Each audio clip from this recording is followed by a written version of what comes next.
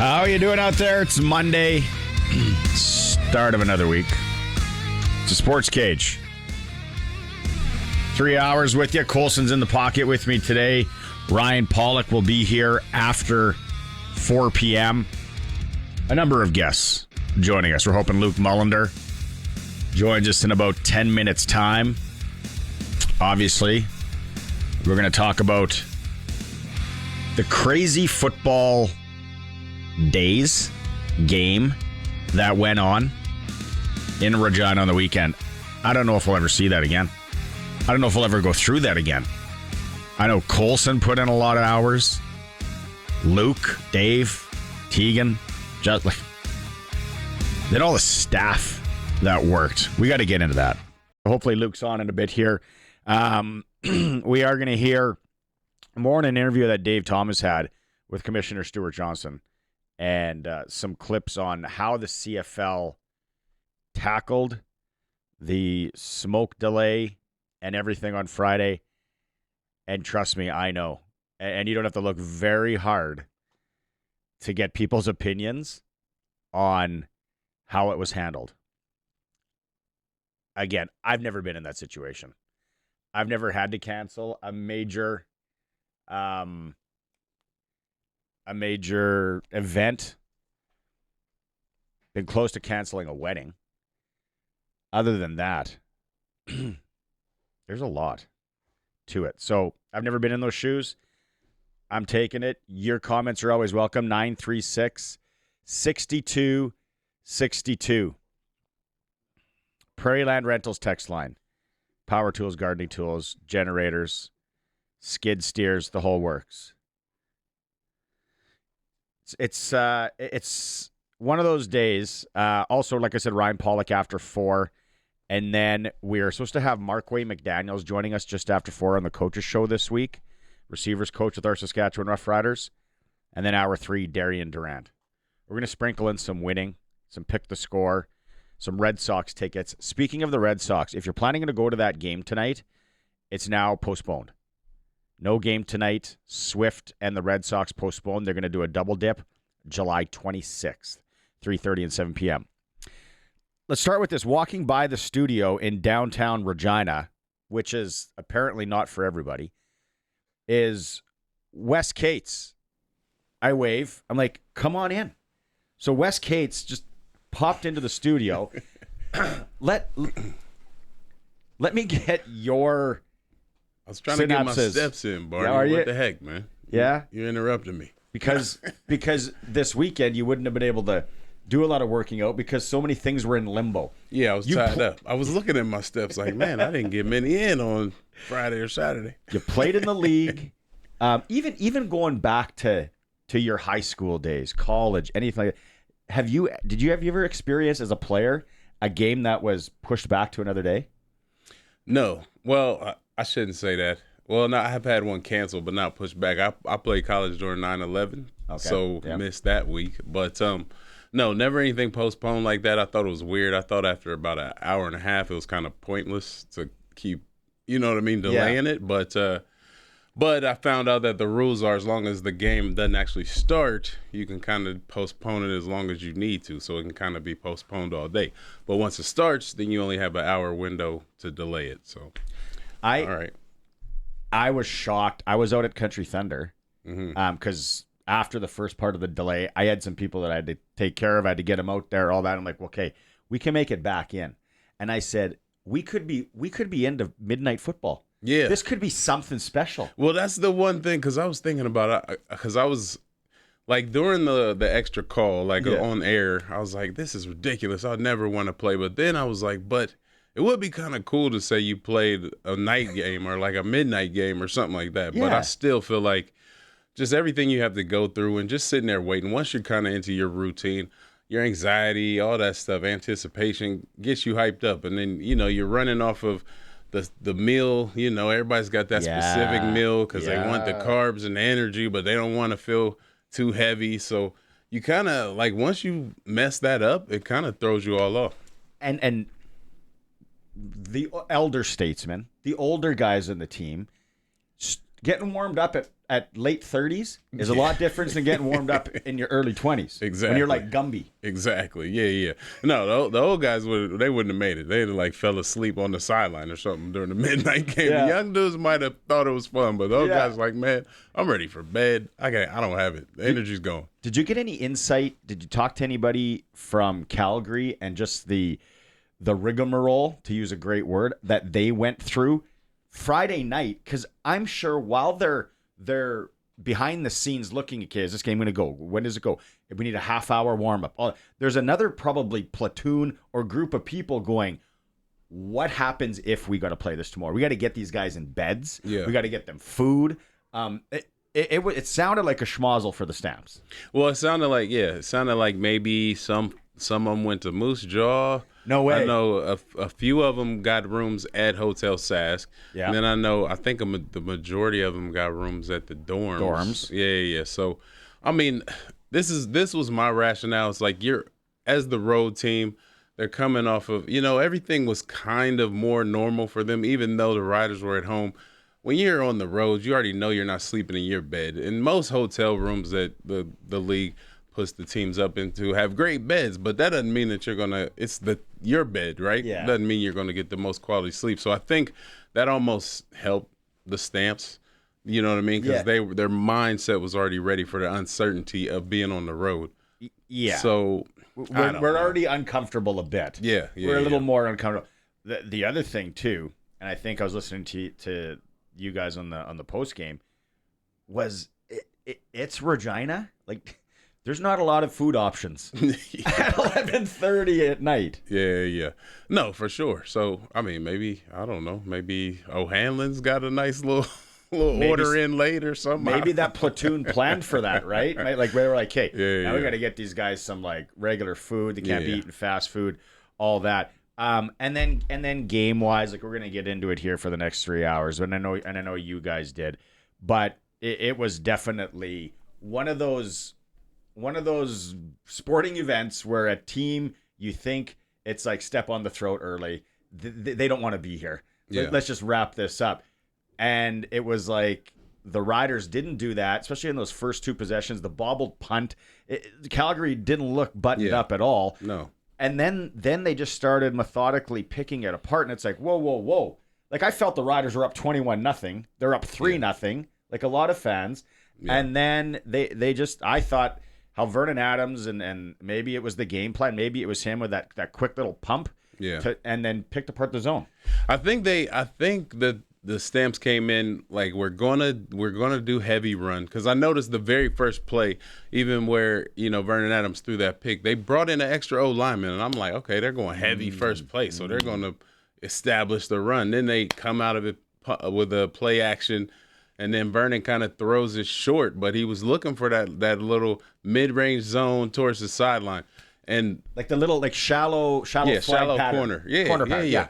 Yeah. So I'm like, okay, they played that all right, but then they came back to it, and then they hit it, and then they came back to it again, and I'm like, well, they clearly had a game plan to hit that part of the zone, so why aren't we adjusting to kind of close that off? So that kind of frustrated me, and then the fact that the Riders have this persona of being a run team now, and then they didn't run. And I'm like, okay, so basically Calgary kind of did everything right and coming out with a game plan and sticking to it, and the Riders seem to completely go away from, I don't know, maybe the game plan was, Stamps looked good on the run last week, so we're just going to air it out. But when you're short on receivers, you know what I mean? And then they were all that intermediate, those hooks and stuff that the Riders have been getting over the first few weeks, Calgary took that away. That's why Robistelli ate on the outside.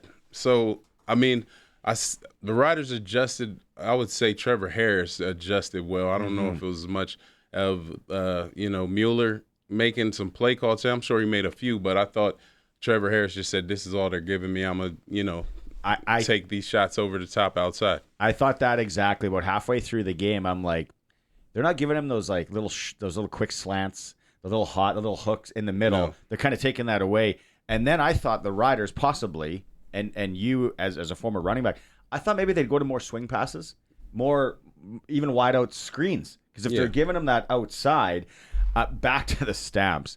And the play I think it was their first touchdown, where they fake the hitch or the screen, and then they had the two guys running verticals. Mm-hmm. That was a thing of beauty. And I'm like, that is coaching, scouting, and then they executed it perfectly. Yeah, I felt like this was probably the first game that the Riders got out coached, to be honest. You know what I mean? It's just and that flat happens. out. Yeah, it just happened because you think, well, maybe that was a kind of a fluke what Calgary did to Winnipeg.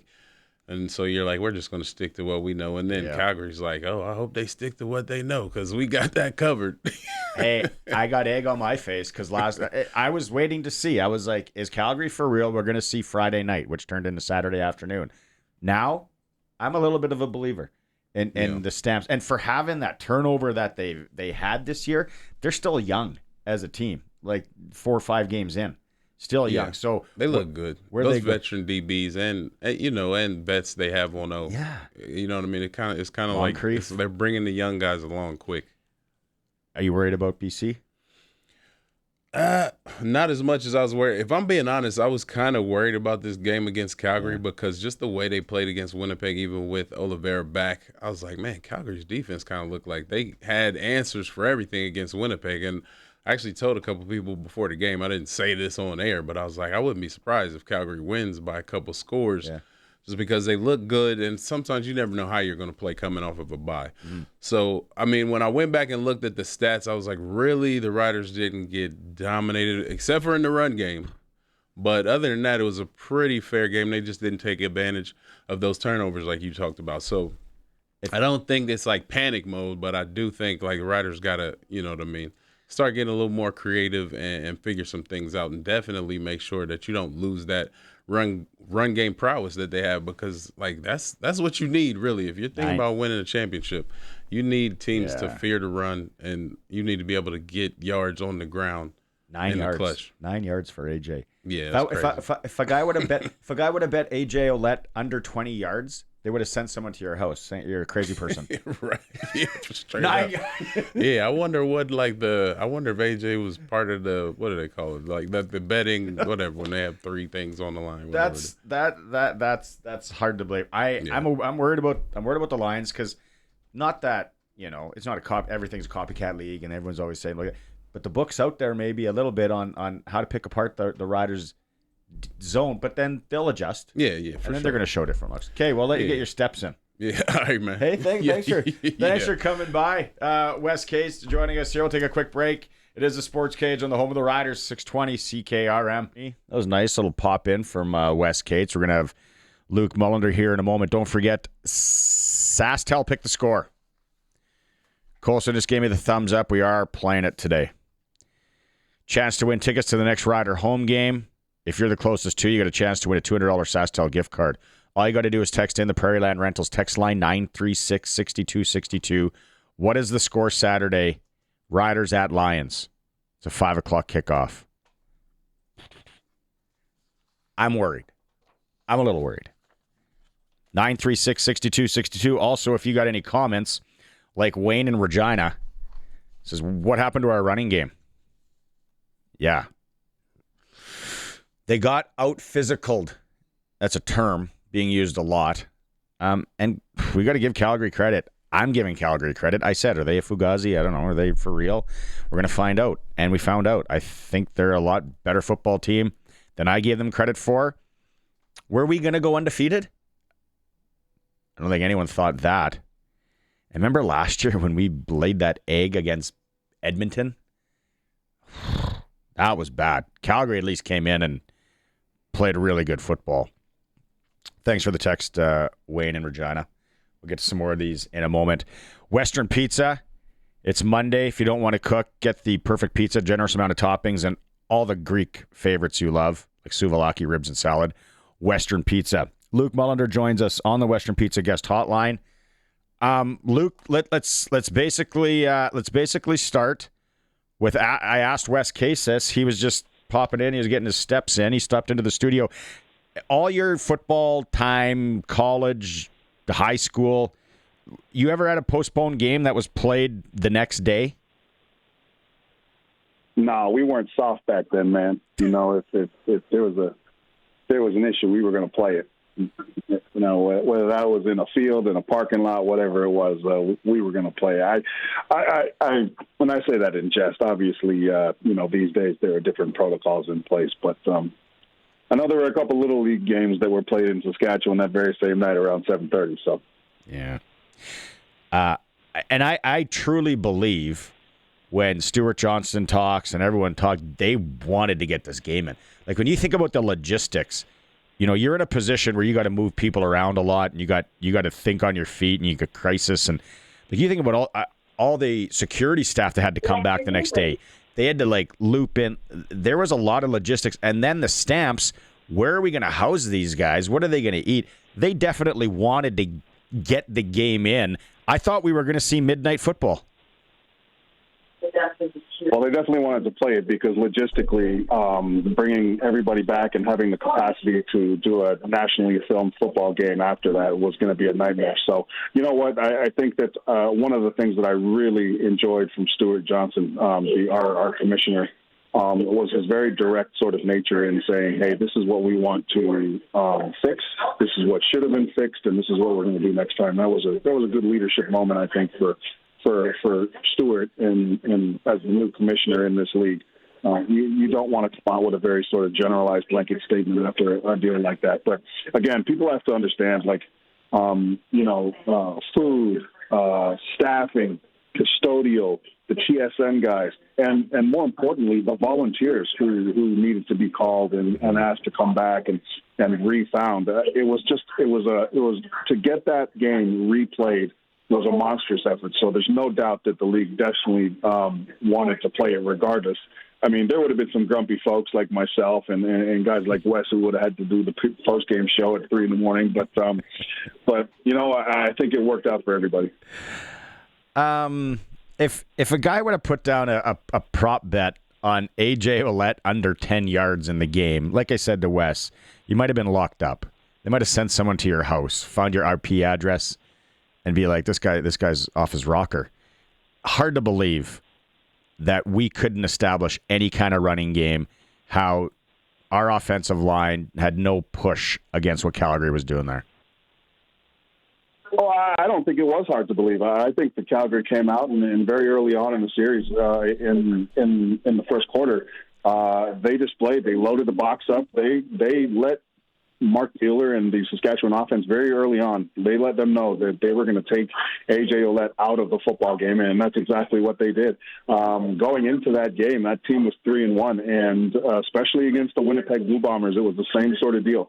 That Calgary defense is really good. They're stingy. They play well together, and more importantly, the effort to the football when the ball was in play was spectacular. So I really enjoyed watching the game. I know that we don't want the Saskatchewan Roughriders to lose, but I thought Calgary played great. So it didn't surprise me, but that their strategy was obviously to limit A.J. Ouellette. I'm not sure if you're going to be able to do that every single game in and game out. But very early in that first quarter, you could tell, especially around the first down plays, the way they were loading that box up, they were focused in on limiting A.J. And I think that it was also sort of smart of them, right? Like it wasn't just A.J. Ouellette they eliminated, right? It was Keyshawn Johnson not being able to get involved and make plays, and it was also guys like Del Duncan Busby who got froze out of the offense, right? So it's a good thing that Joe Robustelli had a career game, but if you're Calgary, that's what you want to happen. One guy who really, who had a good game but didn't make a massive impact, you're okay with that. But let's just take their playmakers out of the game and see how well they do. And Saskatchewan lost for it. I thought Calgary played well, and I'm glad that you sort of mentioned that too. It wasn't necessarily the Riders just sort of falling apart, and it's like you said, Calgary played a good game, and they're a good football team. Yeah, last year when we lay that egg against Edmonton, we can go, well, the Riders didn't play good, and Edmonton, they weren't a very good football team. This year, hey, and you called me on it last Monday. You said Calgary's for real, and I said I got to wait and see. I got to see it, and we did. Should we be worried though that maybe teams maybe have a little bit of a book on now how to shut down our run? Obviously, we're going to adjust. Mark Mueller's going to adjust. They're putting in the time right now. We got Marquay McDaniel's coming up in hour 2. But it worries me a bit, Luc, that we adjusted fine to throw the ball in the second half, and we came out slinging it around the park. But not still being able to muster anything on the ground. Yeah, I get that, but you know what? You're gonna have those days. I think that the major concern is defensively. We saw a lot of what we saw in Winnipeg when Calgary was able to be successful. Just Vernon Adams having all sorts of time to go through his progressions and reads. Right? They did a good job of getting him outside of the pocket too and playing to his strengths. So they let him move around a bit. But again, when they rolled him out, for instance, on the play action passes, they rolled him out to the right, and they gave him 4 receivers running to the right with him, right, and let him choose.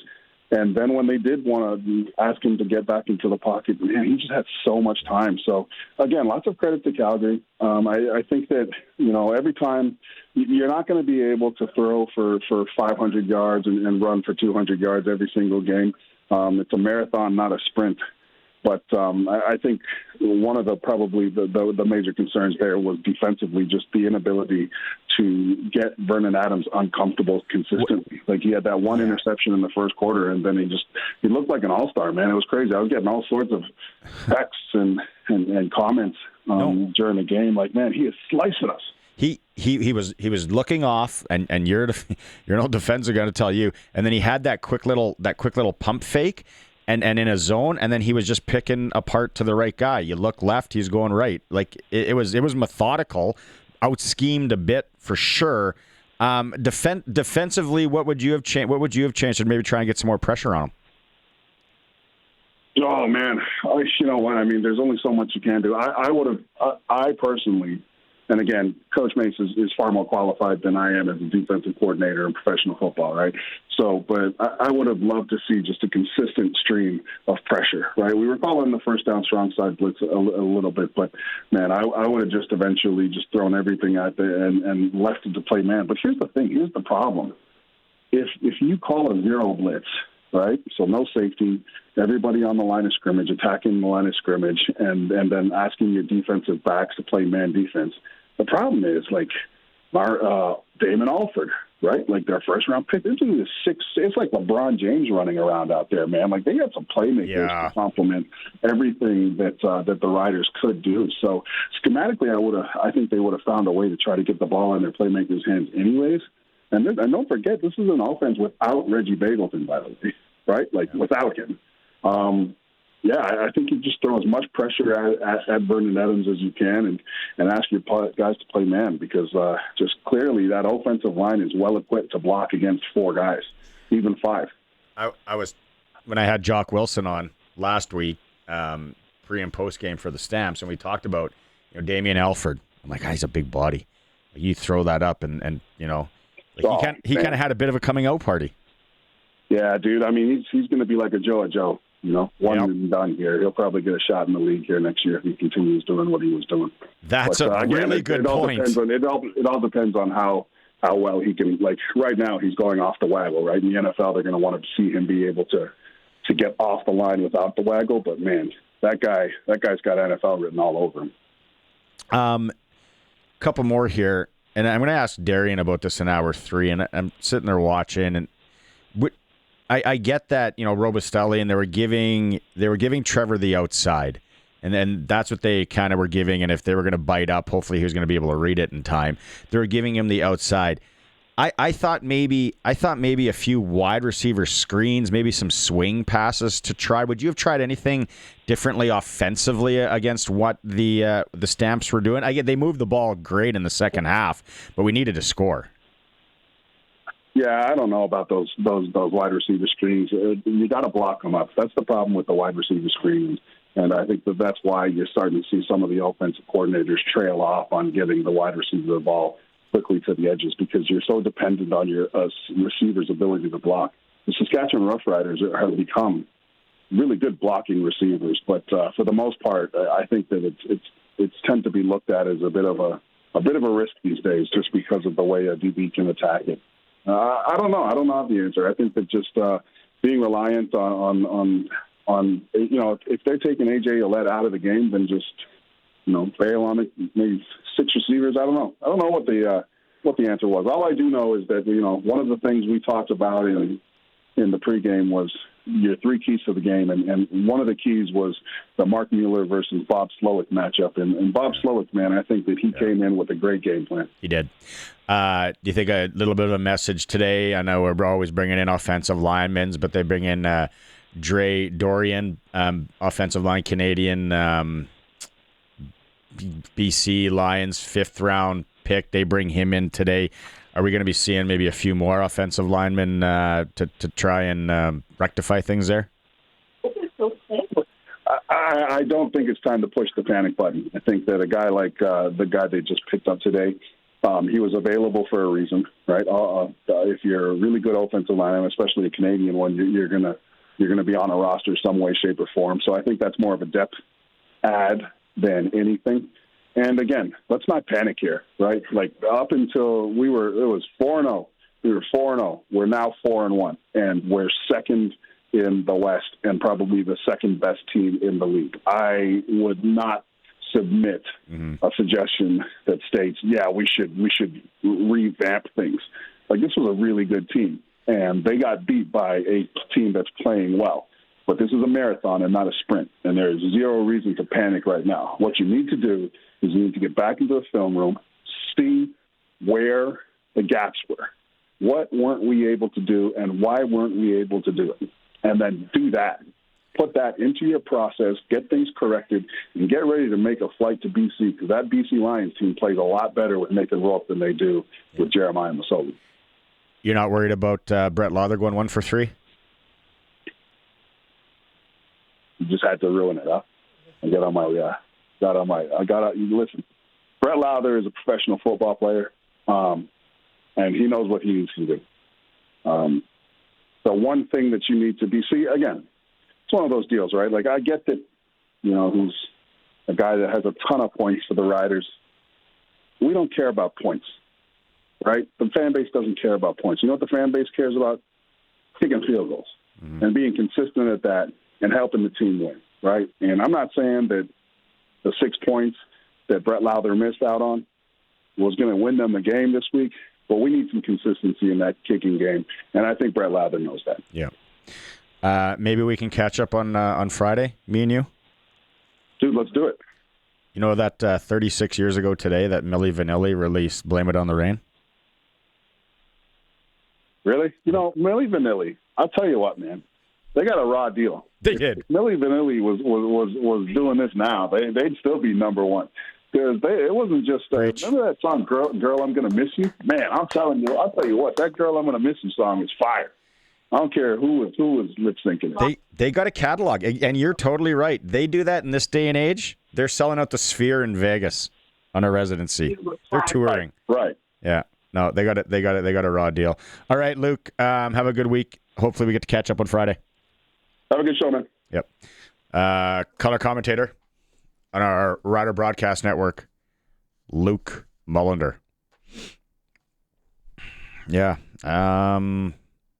You look at the stat line, though. If you happen to be if you went to Mars for the weekend and you came back and you looked at the stat line, Trevor Harris, 425. You would think that, wow, what a shootout. What a game it was. Calgary had our number. We got to admit, we were beat by a better team, right, on Friday. I haven't even looked at a lot of these texts coming in here. And there's more. Yeah, running game. Lots on the running game. 9 yards for A.J. Ouellette. Say that out loud. There is no way. You would have told someone that, hey, AJ, get this. A.J. Ouellette's going to have 9 yards in this game on Saturday. We called him a wacko. Get out of here. Get out of my house. 9 yards. And then I remember Colson, again, a little bit of egg on my face. I thought they'd use Kadeem Carey more. But it was, like Luke always says, they get paid too. Professional football players. Game plan was tight. Luke talked about the Bob Slowick from Calgary against Mueller. We get him again, though. Yeah. We're in a hole in the 2-game total point. If it comes down to any kind of tie, I don't like where we stand right now. But That'll be a really good game to go to in Calgary. And Calgary's full of Saskatchewan people and green and white. And when is that one? Saskatchewan to Calgary, August 23rd. Oh, that's a good trip right there. A little Callaway Parks and Pete's driving. Watch the Stamps and Riders. We'll go to the Prairland Rentals text line when we get back here and read some of these. Keep them coming. It is the Sports Cage. Appreciate everyone who's hitting the like button. Colson does on the YouTube, on the stream at sportscage.com. And as always, the home of the Riders, 620 CKRM. It's for Kellen Solar. Anything you need, solar, livestock operation, they can get the water to you, the solar system. Kellen Solar in Lumsden, Saskatchewan. Prairland Rentals text line. Deal with the owner, 600 Albert Street. We got Randy, and I looked at the area code. Didn't ring a bell, as they say. Get this text from Randy. Randy's in Alabama. Thanks for listening, Randy, or watching on YouTube. Never had any of our high school games postponed due to quality, saying air quality, but we did have an away game at a stadium with a hay field behind one of the end zones on which chicken litter had been spread. Nothing like a 94-degree hot August North Alabama night with that aroma. That would stink. Randy in Holly Pound, Alabama. You said it's between Huntsville and Birmingham? Yeah, about halfway. 94 degrees Fahrenheit is 35 Celsius. Oh, yeah. That would stink. Be muggy down there, too. Yeah. Nice part of the world, though, that Huntsville area. Thanks, Randy, for listening. Roscoe in Kindersley. He stamps are way better than the experts in CFL knowledge perfected. Probably predicted. Roscoe could be on the Monday sauce in Kindersley, but we get what you're saying. I'm definitely not a CFL expert. Not even close. But I did say I need to see Calgary, maybe that one-off against Winnipeg, and I saw it. It was Saturday afternoon. It wasn't Friday night. My eyeball test said Calgary is a good football team. They're going to continue to get better because a lot of these guys haven't played together more than 4 games. Ed in Regina. Hey, Barney, what did the Stamps do Friday night? Did they return to Calgary? No, they stayed here. They got to get dorms. Some of them stayed at the Hotel Sask. I'm sure guys like Vernon Adams. He was like, you can stay here. Hey, you rookies, you're moving to the Coachman. And some of you guys are going to the U of R.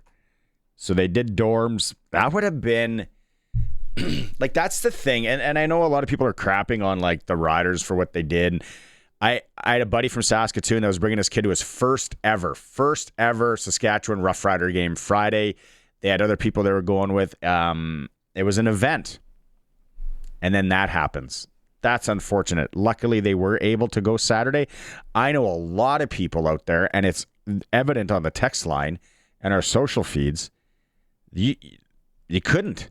It's tough to get a room in Regina with Country Thunder going on, the Rider game, other things, and financial aspect. And what if you have to maybe you have to get home to work. Maybe your kid's got Baltimore. Maybe your kid's got the farm, something, whatever. You had to get home. So you couldn't stick around.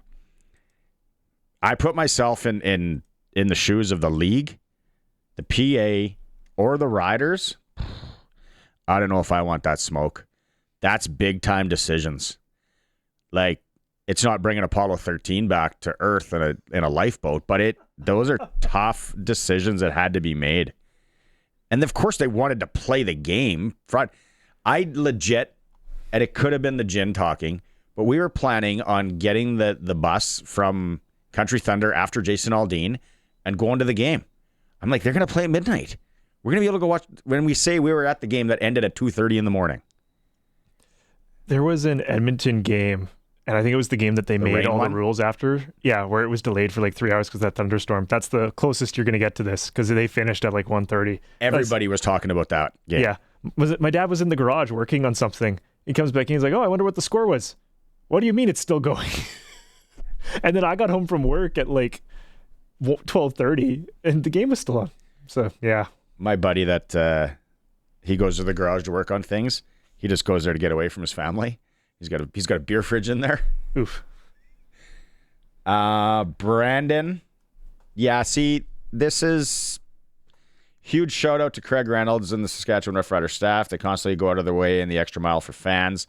And the volunteers had the place spotless in less than 24 hours. Good text.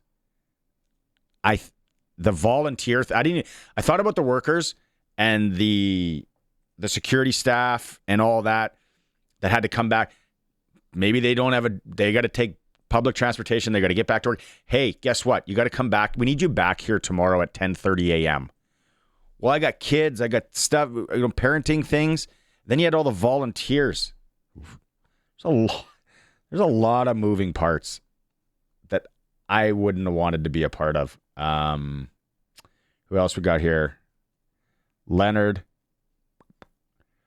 Our kicker is all about what have you done for me lately. The 50. So I don't know because I'm listening to Dave and Luke. I'm watching it. I thought the hold, there was something wrong with the hold on the 52. I could be wrong. On the 52-yarder, I'm like, I don't think that hold was fantastic. And he missed it. And then the late one, I just listened to the radio feed. I didn't see it. And it was a nothing burger. They were trying to close the gap with the 2-game, yada, yada. And he missed that. It's just... yeah, that one was from 44. That was 44? Yeah. No win. No name on this text. The worst part about Friday night was the piss poor communication from the CFL and the Riders to the fans. Okay. What else did you want though?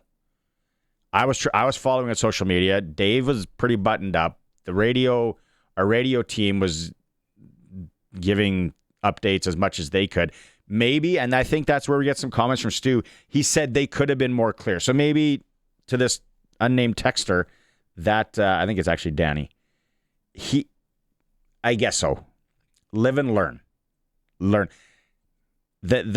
I would really like to know the PA stance and how hard they were with that number. You can't move that number at all. Like whatever, let's call it 8 on the smoke, whatever it is. Yeah, the air quality index or whatever. If it's 9, like, is it hard? Like, no. If it is over, we can't go. Or could you push it? And then the other thing that a lot of people, and I think there's some text messages here, RJ and Moose Jaw, it was one of them, and they're talking about why was it okay for the cheerleaders to do their... Good point. Yeah, everybody in the stands, professional athletes, they tried.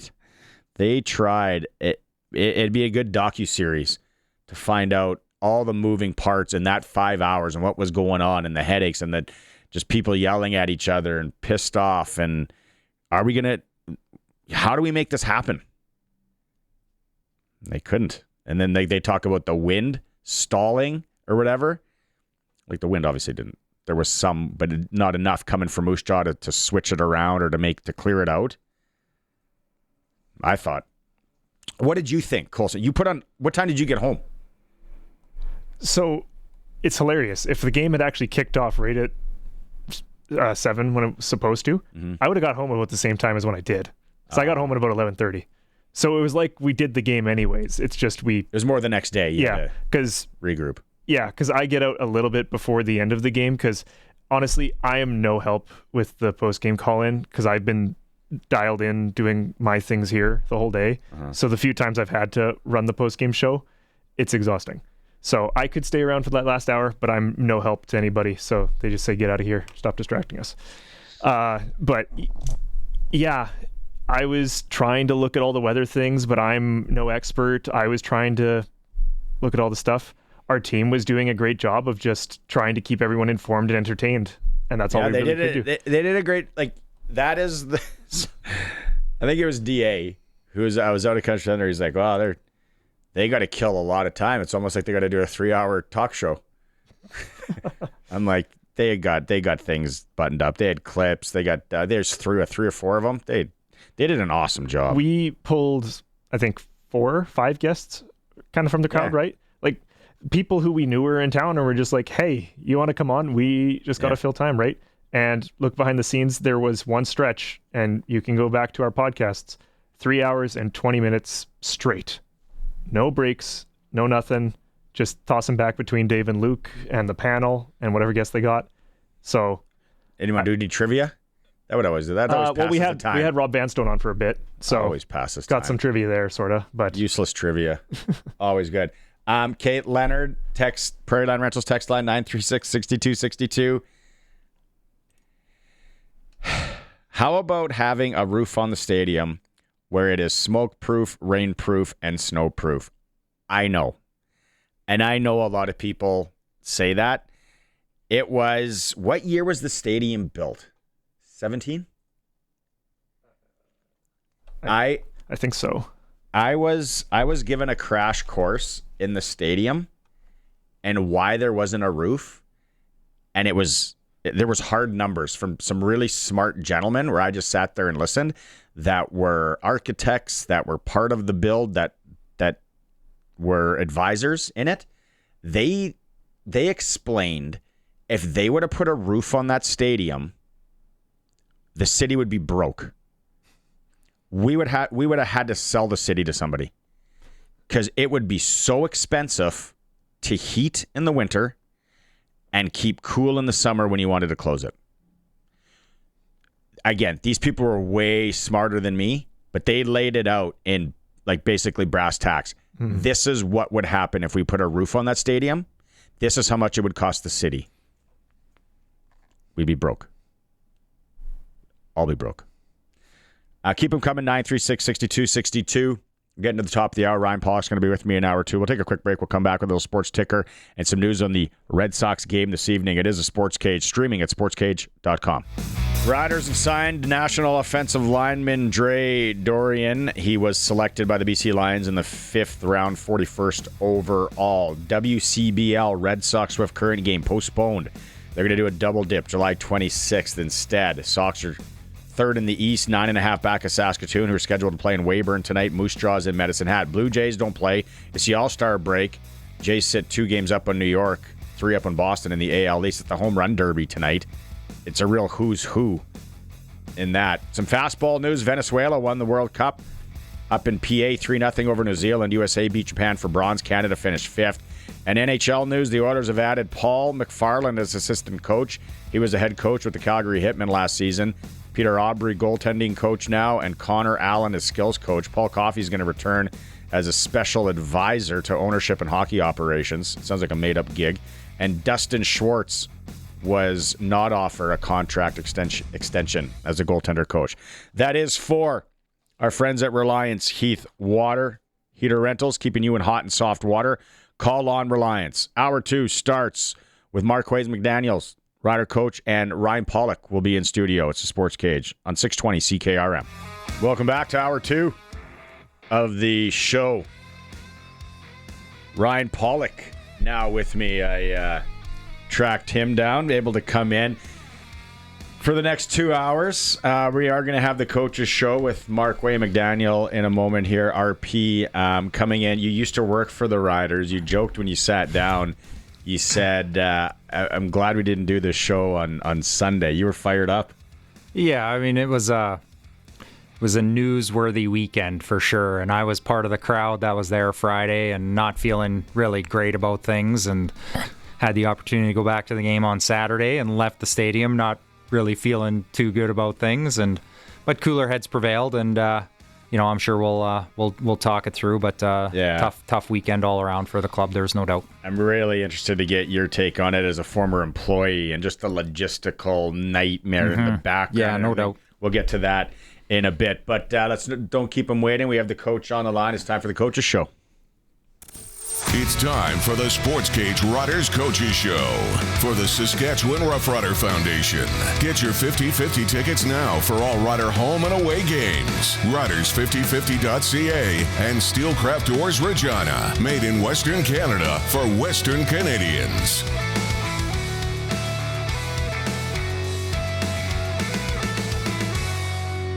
.620 There we go. Good back.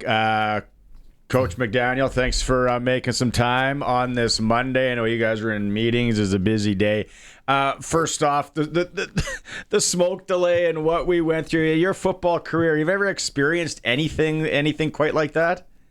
Never like that. There was one year, I want to say it was maybe 2015 or 16. It was like 2 or 3 games. We go out for warm-ups, bright and sunny. Then you go back in and it's just crazy hailstorms in Calgary. But that was only maybe 30 minutes to an hour, but nothing like Friday night. And we did, we had a delay in the preseason, but we were hoping to play, but it just didn't work out. I think a lot of people were shocked, and it was, the joke around was like, hey, we're going to see midnight football. Like, this is actually going to be pretty cool. You going back, as a player, you were a player, and then now you're watching the players and you're coaching.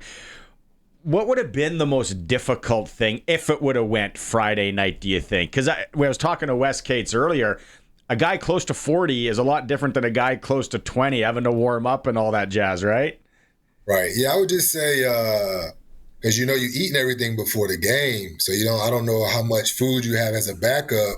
I would say that would be probably the hardest thing for me, making sure I got enough food to play, a whole 3-hour game. But just the time difference, right? You usually going to bed around 11 at the latest maybe as a player. So now you in the first quarter at 11 o'clock. So I think that would be the hardest. But yeah, just finding that fuel for the whole game would probably been tough. Joe Robustelli, a bit of a coming out party, had a heck of a game. Harris found him. Obviously, we've been talking about that a lot. What has he worked on with you, with the team, to get this opportunity where he is now? Yeah, well, last year, I don't know if you remember him, but he came in probably 3 games before our second preseason game. So we threw him out there. He had a big catch in his first preseason game last year, but you could just see it in practice. Guys know, and we preach all the time, he was on the practice squad last year, played at the end of the year, but hey, we preach you got to be ready when your number's called. And, he put in a lot of work last year in the off season. And he came back hungry this year. He's been waiting for his opportunity, and he's been playing good, taking advantage. And it was good we finally took advantage of his speed, because that's, where his game, that's his game. His game is down the field. He can make catches with his hands, tracks the ball well. You got a chance to yak it up too, but, he's fast. Like, he can run. Yeah, building off that, Marquay, if you'd have told me a month ago that we'd be sitting here talking about your receivers group, I'd be asking you about Sean Bain Jr. and Sam Emelis and Kean Schaefer-Baker, but none of those guys have been available to you. Maybe talk about the depth of this group and the work they've been putting in to stay as a competitive bunch. Yeah, top to bottom, even last year, talented group. I tell these guys all the time, top to bottom, probably one of the most talented groups I've been around, probably more talented than ones I've been a part of, especially when you got guys like Kean Schaefer-Baker and Samuel Emelis, who are Canadians, but, they're to me, some of the top guys in the league, not just because they play there, because what I see them do, right? Sam started off hot, got hurt, but you see the guys, you just see the depth we have, right? 2 guys go down, 2 starters, and then we put guys in there, and we don't miss a beat. Then we had, played 5 games, had a leading receiver 4 out of those 5 games, right? Different guys. So guys are ready. They know the offense, and they're taking advantage of their opportunity. That's just something we preach ever since we got here since last year. It's pro football. Guys are going to go down, got to be ready to go and take advantage of that opportunity. Go ahead. I was just going to say, you touched on those Canadians. I wanted to ask you about Mitch Picton. He's a guy that's really come on. Took a little bit of time as a younger guy, like many guys do, to kind of establish himself. But he's really come on as a Swiss Army knife type player for you, a guy that feels like he can move around the field a little bit. He's a reliable guy, and he's become a strong asset, especially filling a Canadian role there as well. But he's established himself as a reliable receiver. Yeah, definitely. Mitch is just smart, right? He knows every spot in the offense. Like I said, it's something we preach, but, he actually knows every spot and doesn't need reps in practice to just move to a different spot. That's what makes him so good for us. A guy goes down here, you can plug him in. He knows what he's doing, right? He's going to catch everything. You saw in the Toronto game, ball goes up, makes tough catches, right? So Mitch has just been solid for us, knows everything, and like I said, just been real good for us when someone goes down. Now you've had a chance to watch some tape, I'm sure. It's been a couple days. What did the Stamps do well against you? What did they take away? I think they just came out with more energy than us all the way around. First half, first play, we get a turnover from the defense, and then, we miss a block on offense. So it was one of those games where it was like something on every play. But I thought we fought hard in the second half. We actually moved the ball, just couldn't capitalize in the green zone like we wanted to.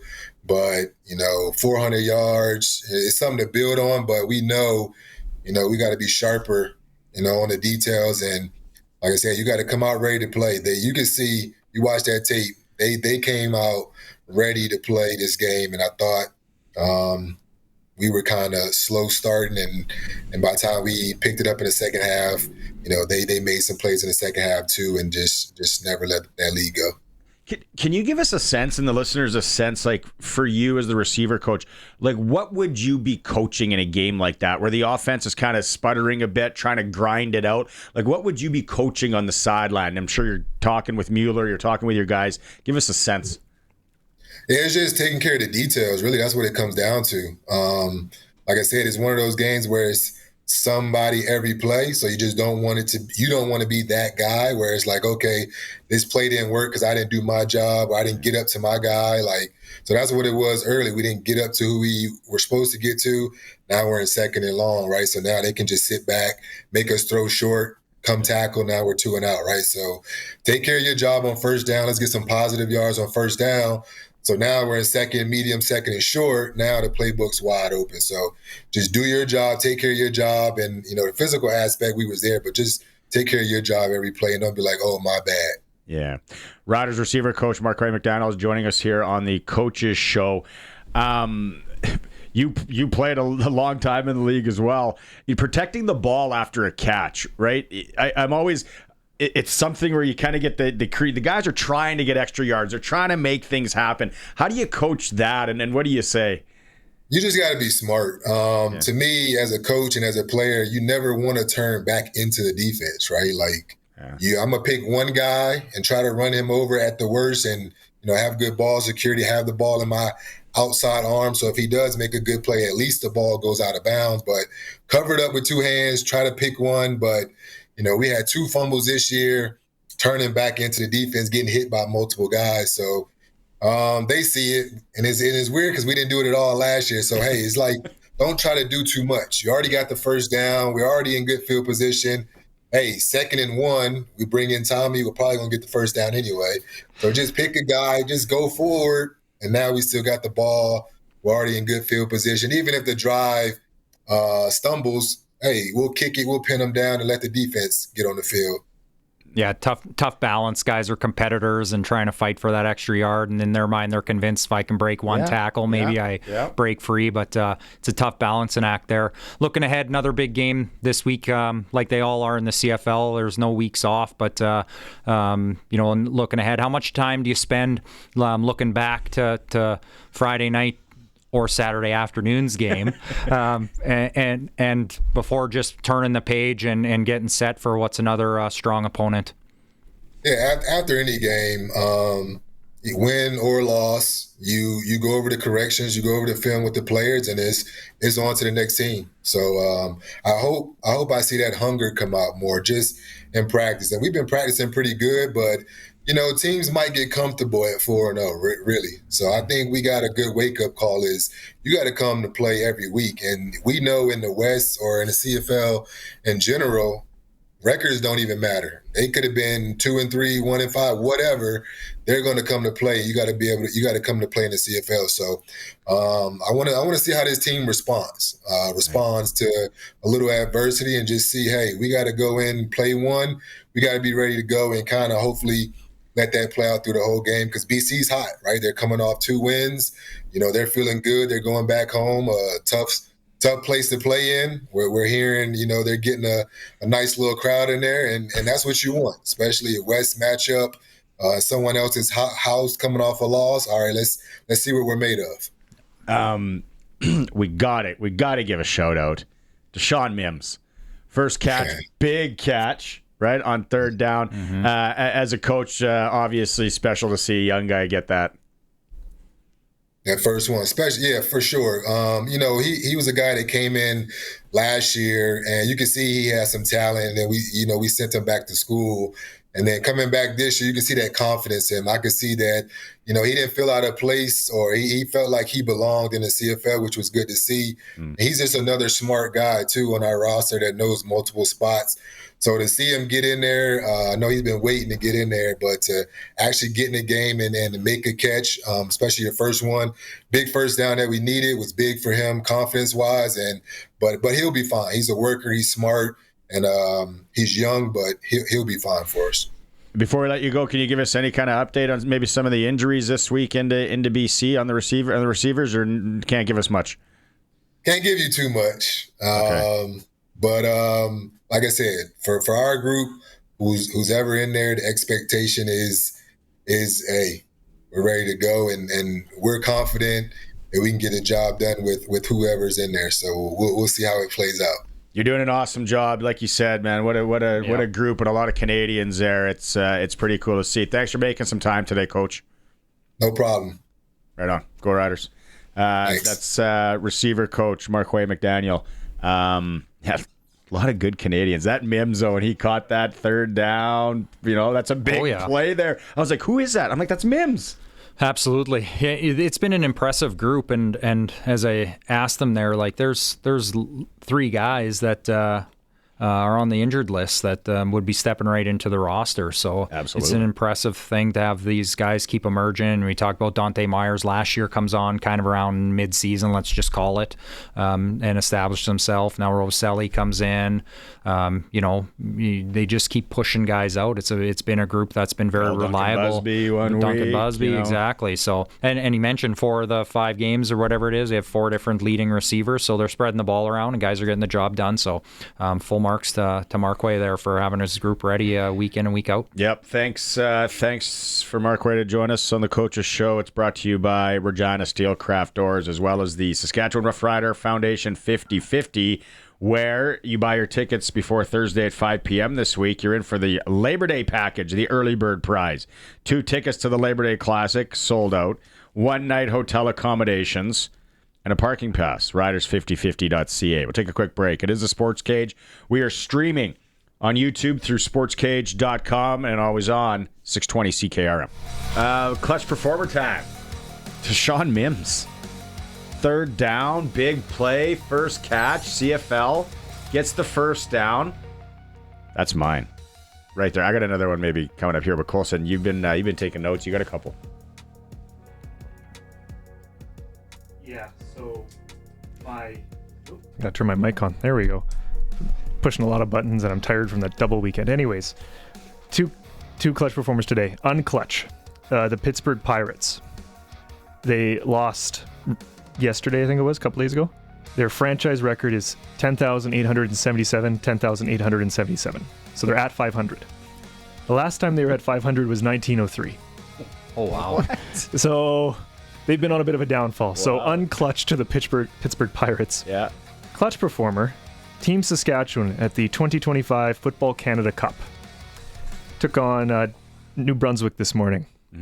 42-zip. So Thank 'em. Good job, boys. Take that. Take a seat, New Brunswick. 42-zip. Clutch performer for next service in Emerald Park, your local Massey Ferguson Challenger, Rogator Gleaner, and Fendt dealer. It could have a clutch. Could throw out a clutch performer to whoever invented auto-tune and background tracks for musicians. Last night, Def Leppard in the Valley. When he sat there and looked around, and it's like Def Leppard is playing the Capella, playing Craven, Saskatchewan right now. Probably the last time a guy's going to be able to see him in around here. And they sounded great. And a lot of it is the auto-tune and the backtrack. But who cares? lie to me. I'm okay. It sounded great. They were good. They weren't lip syncing. It's just how it's done nowadays. Speaking of, 36 years ago, Milli Vanilli came out with "Blame It on the Rain." Today, come on. Speaking of backtrack, yeah, exactly. They were good. Well, I don't know if they were good. The song was good, but yeah, the one guy still tries to make a go perform of it under Milli Vanilli, but Def Leppard. Hey, it's awesome. It's literally extended these careers by 25 years, if you will, and I'm with you. I wasn't there, but if I'm there, I'm just there to listen to the classic tunes and see them and be part of the atmosphere. And who cares? Who cares if it's the original pure voice or whatever you want to call it? Just go and enjoy the songs and everything that it's about. I think it's fantastic. No, I'm totally fine with it. Being able to see a classic artist or band or whatever and do what you got to do. Yep. Lie to me, Jerry. Lie to me. It's a good. I want to go Bailey Zimmerman on Saturday night, and I know he's a hot young tour. He's huge in the States. Mm-hmm. Keep in mind, we're in Saskatchewan. Like we got a little over 1 million people. Sure, we'll go with it. Yep. 500,000 are functional. Yeah, like some are kids, and we're small time. We're very small. He played 2 years ago at the 5 o'clock hour, and his energy was unbelievable. Like he was the up and comer, the Morgan Wall, the kind of the poor man's Morgan Wall, and coming up, he was so good. This time around, Saturday night, I don't know. This is my opinion on it. Flopped, laid an egg. Yeah, he was the one thing. You're getting paid for an hour and a half, probably 90-minute set. He talked so much. Play some covers. Play a few cover songs, whatever. He talked, and then he got into the religious talk. Oh boy. Don't do it. You're not going to win that. Not there. You're not going to win. You're never going to. What's next? Abortion? Right. And politics? Why? What are you doing? Dude, you're getting paid to sing. Just sing, man.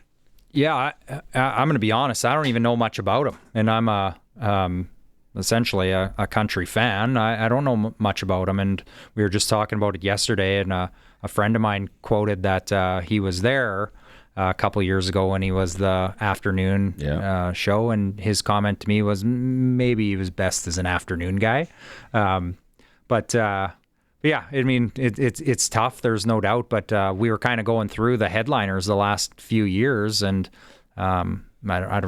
he doesn't kind of fit when you start thinking Chris Stapleton and it's hard. Last Morgan year, Wallen and all those. It's tough, and it's a tough bill to fill. There's no doubt. But it's you got Nickelback and Luke Combs last year. Yeah. Like, are you ever going to get any? On Friday night, you could have had Brian Sklar. Who cares? Yeah. You're selling out. No, that weekend. exactly, 100%. Yep. No, it was, and then Friday because of the game, for sure. Yeah. There, like you could tell, there wasn't a lot of people out there. Maybe going to come out. I don't know. Jason Aldean, I thought was really good. Sarah Evans, she probably would want that one back. Breakfast Ball. Yeah. But there, you could tell that there was people that were at the game. Should we go out? We'll make it out for Jason Aldean. Well, that never happened. Right. It was more of it was a better possibility that we were going to be there, like I said, and then go back into the game at midnight. Yeah, it started to look that way, didn't it? And I was pleasantly surprised. I took my family there Friday night, and on the walk up, I was a little bit questioning what the stadium would look like anyways, just with Craven on. And, let's face it, it's not like the stadium's been overrun with attendance the last, little while. So I was a little bit questioned, and, that it was probably a bit of a miss for the Riders, not their fault. It was a good crowd. Like it looked decent, and they were engaged a little bit for a little while, trying to have some fun to it. So that might be one of the most disappointing sides of it, is it felt like it was going to be an amped up Friday night game, and with a crowd that would have been into a first place showdown. I wonder if Mark Johnson and his co-partner would they have got paid extra, because that would have been a tough gig. Sabine trying to keep people engaged through all that, and that's part of why I was a little bit had some opinions leaving the stadium too. Like everything went on except the football game. So I sometimes challenge the cheerleaders were out there. Cheerleaders were out there. They had the halftime guy sing 3 or 4 songs, whatever it was. The in-stadium shows going. Luke Wilson's running around doing pass, punt, and kick, and all those things are going, which, hey, I get it. Those aren't football players running up and down the field, but it just, to me, it was a little bit of a mixed message of either we can't be out there and go, then don't be out there and go. And that's how I left originally, but obviously their best intentions, they're trying to keep that group entertained, and while they're kicking the can down the road to see what happens here. But just a tough call no matter what. I get that. Logistically, when you used to work for the Riders, I think it was when talking to Wes in hour one or Luke, and it dawned on me the next day when it's getting close to kickoff from going to the stadium, and I'm like, what, like all these. Yeah, Colson, to your point, a lot of them are union. So now this is going to hurt as far as cashola out, because you weren't expecting to pay this for sure, unless there's some sort of insurance policy. But the volunteers that would have had to come back, well, I can't come back. We're leaving. We're going to the lake. My kids got there. Blah blah blah. And then the security staff and all. You started to think, and this affected a lot of people to spin this around for a Saturday afternoon twirl. Oh, 100%. I mean, you could literally spend the next half hour just breaking down the amount of people or whatever that are impacted by it. We went as far as even parking. So there's events and the farmers market. It avoids the Rider game. It's Saturday morning. It avoids the Rider game. Now it's right in the middle of the mix, and events that are happening at the Cooperator Center. There was a Skate Canada event going on. Now it's right up against parking and all that against the Rider game. We mentioned it, the volunteers, and you plan your whole week around. I've got to work Friday night. I'm helping out the Rider game Friday, and we're going to the lake. We're spending time with family. We're doing this on Saturday, and all that is in question. And then you get asked at whatever time, 10 p.m., 10:30, to say, hey, can you come back tomorrow at 11 a.m. and help us get going again for the 2 o'clock start?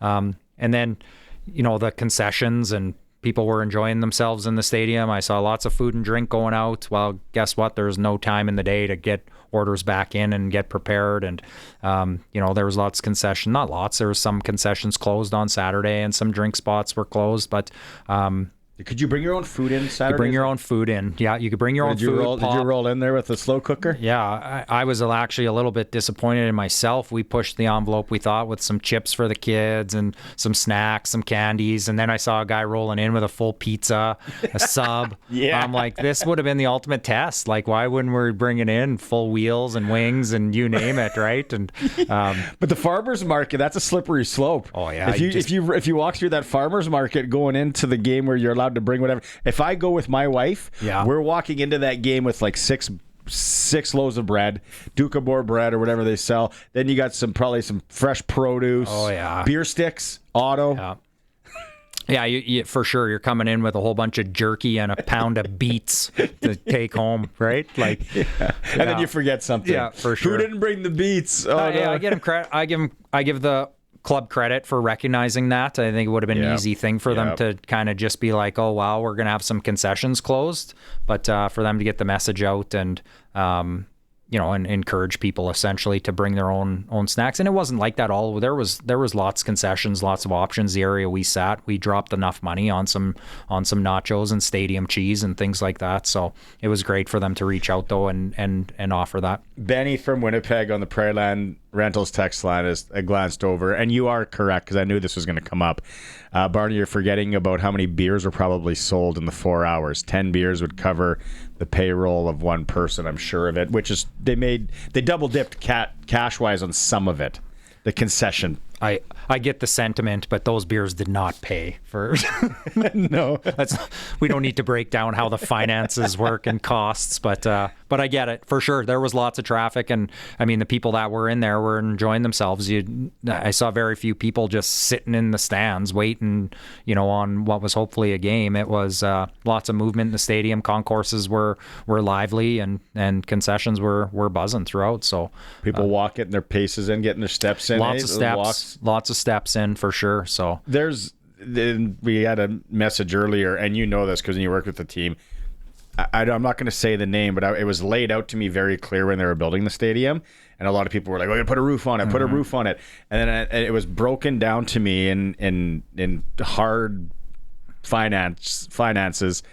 The city would be broke. Yeah, they would have thrown a roof on. And Colson brings up a point. It's like we get the most extreme weather in the world besides what Siberia, I think it is. So trying to heat that thing and trying to cool it down by 10 degrees would be so much money. Yeah, I don't remember it right off the top of my head, but I think an easy summary of it would be the roof structure alone was more than the total cost of the stadium, and that's how it was always presented. And if we even entertained that for real, it would be more than the actual cost of the stadium. And you're bang on. I remember being at the 2014 Grey Cup working for the CFL in Vancouver.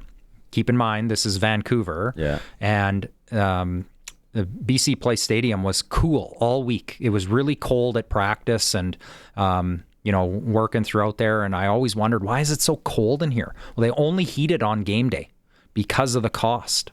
And it was like in the tens of thousands of dollars nuts. To just heat it. And we're talking, I remember walking around with jeans and a hoodie, the Saskatchewan attire all week. And so call it 8 degrees in November out there, 8, 10, 12 degrees, and it was costing tens of thousands of dollars to heat that stadium. Well, let's do that now and minus 30 because the belief is we put a roof on it and all of a sudden we're going to have all these year-round trade shows and year-round concerts, and it doesn't work like that. When it's minus 35, minus 40 and you drive by a hospital, you just see the smoke or, the steam and like everything. Imagine if that place had to be kept warm. For sure. No. And hey, I'm just one guy. This is my own opinion, but if we always go to those cold spots, my opinion is I wouldn't enjoy summer games as much. I like being outside. I like the night games, nice summer night game under the lights, part of me, that's as much fabric to me as anything. So that would be hard to be able to go indoors on a day that's 28 degrees and I'm going to go sit inside for 4 hours. We're the same demographic. DA and I are driving Saturday back out to Country Thunder after the game. And I'm talking and it's like, well, we've brought it up on here and it's no secret where it's just so convenient to watch any sporting event on TV nowadays. Like it's just watch it at home and have your own, all that. But then you think about in 2025, Ryan, and we go back to early 2000s, right? Where we're all grinding. We're probably renting. Maybe you're getting into your first mortgage close and all that. Now people are demographic, whether they're extended and whatever, a lot of them have cottages. Then the cottage comes the $200,000 boat. And we get a handful of days in this province to go and enjoy that. They're at the lake. Where you rewind it 20 years ago, it was like everything dropped for a Rider game. Nope, we're going to Rider game. Nope, we're not going. And you didn't have maybe someone's dad or parents had a cottage. Yep. Now it's people our age. They have cottages. They have boats. They're gone. Yeah, and you even just look like we were lucky that we didn't have a cottage, but we had family that lived out in the Calling Lakes region around Fort Qu'Appelle, and so I spent a ton of time out there as a kid.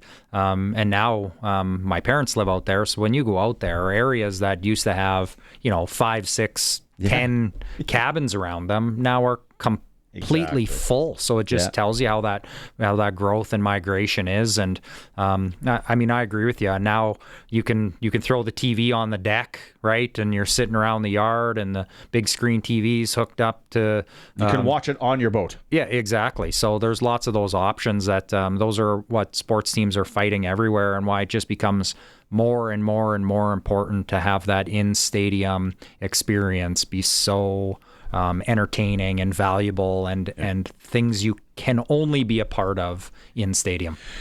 Your comments are always welcome. And the Prairie Land Rentals text line, 600 Albert Street, where you get to deal with the owner, 936-6262. It is a Sports Cage. We are streaming through our YouTube channel at sportscage.com. Listen, we are on the text line and the YouTube line. Texts are coming in. I'll go to this one on YouTube from Shy. What is wrong with putting a retractable roof on? Well, there's nothing wrong with it. We would be very broke then. Great idea. Also texted that on the text line. That is a retractable roof. If you just search in AI, anywhere from $100 to $800 million. Like it Taxpayers. You need, I don't even know. And then you got to heat it, then you got to cool it, and can't do it. Our luck around here, it gets stuck halfway, right? Grind it on some ice we didn't see or something, and then it's halfway open for the... Our elements too, the wind, the cold, the heat. It's no wonder our roads can't compete. It's like everyone's always complaining about our roads. It's like I wouldn't want to be an engineer, and send me to Phoenix. It's just hot. Yeah. So when I never built the stadium. when the Mosaic Stadium was being built, we looked at a lot of things about retractable roofs, enclosed stadiums. Like do some digging around on where these things actually exist. Like Kansas City in the NFL has, somewhat similar type weather that we would have. They have an open air stadium because of those things, right? Like when you look at where the domes are, they're in pretty stable climates. A lot of them have to do with heat, but they're in stable climates, and that's a huge reason why, is because of those functioning costs and operating costs that it takes to have an enclosed stadium. What do we got for clips, Colson? Ready?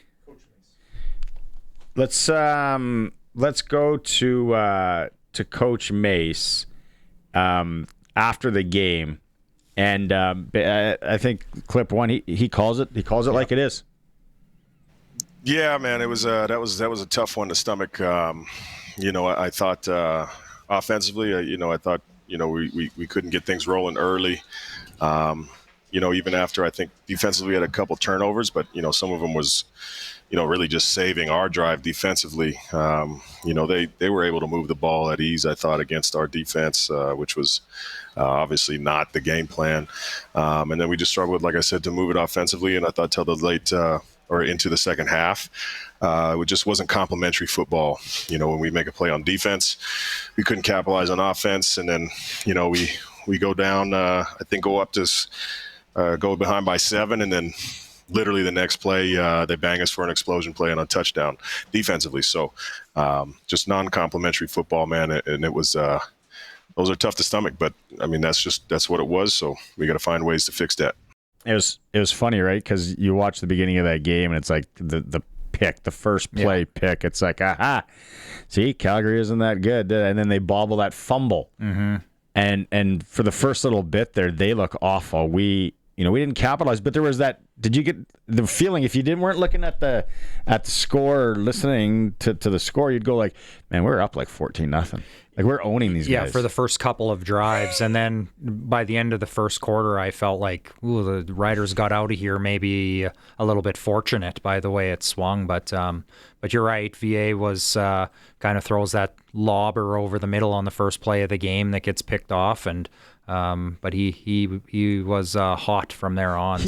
He had that quick little like pump fake, and they're playing a zone, and then he's looking off. Well, then somebody else is open, and he did it methodically, which we've seen other quarterbacks do against the Roughriders zone, and that happens in a zone defense. It's just a matter of how you're going to mix it up. And then Luke said they didn't get the pressure on them, which is easier said than done, because then what you're going to start throwing an all-out blitz, and then the way things were going from our they would have out-jumped us. Mm-hmm. Alfred from them. Oh, is he a machine? He's an absolute beast. And I talked about it on Friday, 6'6" or whatever. Yeah. Because Jock Wilson was and I were talking. I'm like, he is so tall. Mm-hmm. Just throw it up to him, and then it was like the first play to him, and I'm like, no. Yeah. Uh-oh. this is a matchup not good. But you talk about the zone there, but the strength of the Riders when they play in that is they're aggressive, right? So when they read that quarterback and he makes his look, our guys are jumping. And that's where that front pressure really can help out is without getting that quarterback enough time to get to that secondary look and hit that next guy. But that was a tough matchup with Alford there. How about his deep ball, though? He catches it kind of spinning around and gets his feet and absolutely takes off in open field. You normally don't see guys of that size be able to run like that, but man, he really takes off once he catches that. Antoine Brooks Jr. wants that one back. There's no doubt about it. It was their first touchdown, I think, where they fake the wide receiver hitch, and then just to hesitate for a second, and then they run the two verticals, being perfection. Then you're taking your choice downfield. Who and we've done that. Yep. It was just that they were dialed. Yep. They were definitely, and we got pushed. We got bullied on the lines. 9 yards for AJ Ouellette. I joked about this in hour one. You place a bet, AJ Ouellette, not that this would have been a prop that you could have bet on. If you would have placed a AJ Ouellette under 10 yards in the game, they would have thought you're going to the crazy house. You'd think that it was a misprint. Yeah, exactly. If you landed from Mars today and you looked at the stats, well, you would think, well, this is a shootout. Look at Harris's yard. Like, this was a close game. And then you would look at the Kadeem Carey and AJ Ouellette runs and go, well, somebody screwed this up. Yeah, I'm curious to get Darian Durant's take here coming up too, because I woke up Saturday asking, how does Calgary have a chance in this game? When you learn about all the logistics they had to fight through and the delay of the game and finding hotel rooms and what meal would have they even arranged to eat. I've done that. It's not fun trying to find hotels and just when under normal conditions. Spiro and Mike, can you stay and work till 3 a.m. at Western Pizza? I've said that it takes upwards of 5 calls or emails to make sure that a meal is arranged correctly when you're dealing with 75 people, right? So to think that you're doing this at 11 o'clock at night, oh yeah, thanks for the rooms. And by the way, any chance you can get a really good meal thrown together for 75 of us at 10 a.m. Yeah. Right? So I just couldn't for the life of me see how they would come out and compete the way they competed. And You're not just going down and grabbing some ramen noodles. No, exactly. The little gift shop or whatever. The text messages, we got to go to break, but Benny in Winnipeg, Benny needs some financial. We got to break down some numbers here for Benny on the roof. He thinks it's that easy to just throw a roof on. It is the Sports Cage. We are streaming at sportscage.com through our YouTube channel and on the mighty 620 CKRM. Welcome back, Hour 3, the Sports Cage for Kellen Solar. On Mondays, when you think solar, think of Kellen Solars in Lumsden, Saskatchewan. RP is with me. We're waiting for Darian Durant in our weekly segment here for Campbell Safety Consulting. Kind of opened up a can of worms with this roof talk, and why isn't there a roof on Mosaic Stadium? And very bluntly, it's because the city would be broke trying to heat it or cool it. Then the retractable thing comes into play where you're looking at about 800 schmil up to. Benny from Winnipeg. Dun, dun, dun, dun. He basically, Benny, you should just call in. There's a lot of text to read here, boss. He's basically saying, what about the Fargo Dome? So we did some quick research. The Fargo Dome was built in 1992. Mm-hmm. Like 1992, the world was a different place. Yeah. You buy Apple stock if you can go back to 1992 or Amazon. But anyway, you can't compare the two. 19,000 capacity. So not small, to its credit. Not small, but... And they were going to do the inflatable dome there, but when they were building it, they said, no, we'll just do a permanent structure. So it kept the name Fargo Dome. So, and what was it, Colson, you had the numbers of what... $48 million it was built for in 1992. Keep in mind a roof, a retractable roof is anywhere from 100 to 800 million. So let's call it 400 million for a retractable roof on Mosaic. Mosaic cost $273 million. I think it was 273 was the 48 total tally. $48 million. There are people building houses in Whitefish, Montana for that much right now. You can't compare. Just can't.